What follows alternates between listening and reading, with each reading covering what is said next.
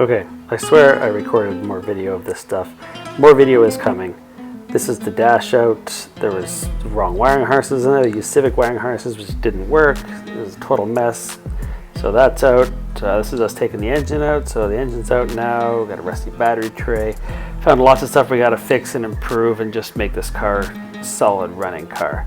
Here's the old engine out. There's the new engine showed up. And this is the car without the engine. Well, things haven't gotten any better. Thought we were done disassembly, but we need a new heater core, and the AC in this is inoperable, and I think I'd like to just remove the condenser. It's filthy, it's gross. Doesn't do anybody any good here.